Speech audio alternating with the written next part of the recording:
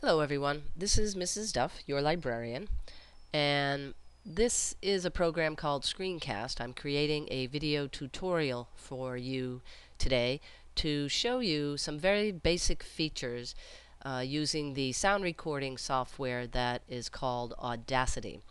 Audacity is loaded into each of the student accounts in your program menu, and I'm going to show you some basic steps to get your recording project done.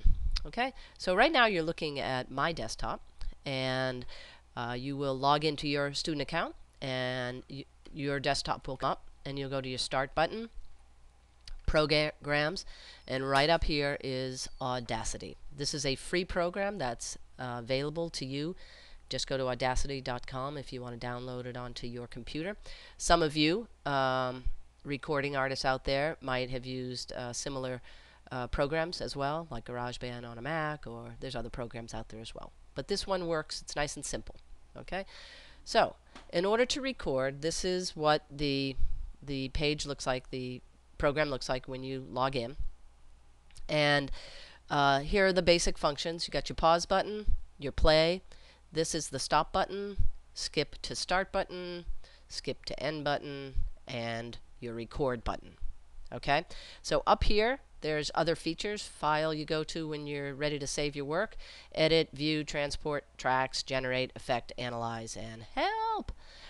So, you know, play around with this at your leisure. But just for the purposes of doing this project, there's just some very basic skills that you need to get this project done. Okay, so I'm going to press the record button. And as you can see, there's my melodious voice recording. And as I raise my voice and go down, the tonal quality shifts. Okay, so you want to be in a nice zone and make sure you're loud and proud. You're not whispering. You're not being overly shy. Just use your good, clear, solid presentation voice, okay? And once the recording's done, you just press stop. Okay? So right now, I have a recording that is approximately almost 32 seconds long. This is time in seconds.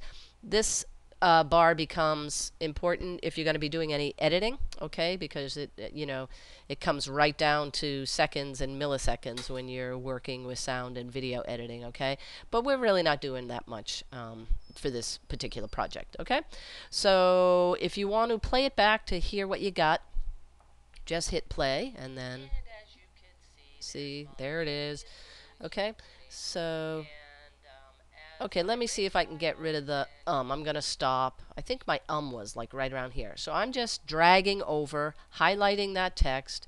There's many ways to delete, as in any other software program, okay? But what I do is I go up to Edit, Remove Audio, and Delete. And off that goes. Okay, and then you can go back. Okay, and so you can just sort of edit as you go. Okay, and that is really what you need to know. It's very, very basic, all right? But before you're done, you need to save your project, okay? And there's two ways of saving, depending on where you are in your project, okay?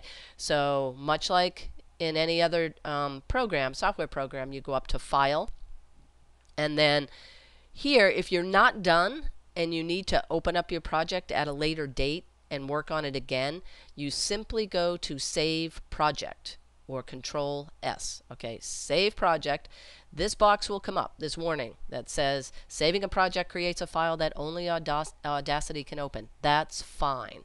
Just say OK, because Audacity is on our computers. So long as you log in on a school computer that has Audacity to finish your work, you'll be fine. So just click OK. Up will come the save box. So I'm saving it to the desktop. I'm saving it as an Audacity project, and I'm just going to do kduff. Make sure you put your name in it so your teacher doesn't have to figure out whose it is. Okay, I'm just going to do kduff test, okay, and click save. And as you can see, if I minimize this, my test is right there. Okay, the other way to save, if you are done, okay, if you are done, you're going to go to File and Export, because now you're going to create an MP3 file. That's your finished product. Okay, you can save it to the desktop. You're going to save it as an MP3. I'm going to do KDUF test 2. Okay, and then I'm going to save that as an MP3 file onto my desktop. And then this edit metadata is we're not cutting an album right now. Okay, maybe later we can do that. Alright, so I'm just going to say okay to that. There it is. It saved it as an MP3. And it will show up as either a blue MP3. The software I have on my computer shows up like that little orange and white cone. Okay, so with your test one, you can go back. If you didn't finish, you can click on it again and you have all the editing features. You can go to the end and you can start, just click right there, and you can start recording once again, and it will be seamless. Okay, and then you can edit these features together once you're done. Okay, so again, stop and File, Save Project, and since I already saved it, it will save it again, and we'll have the whole thing right there. So if you have to go back 2 or 3 times, each time it'll drop a new track for you, and those two will just go one after the other. Okay. All right.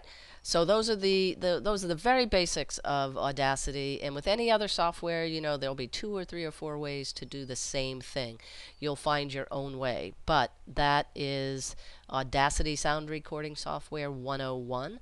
And I wish you the best of luck with your project, and as always, please come see me if you run into any difficulty, and I am always happy to help.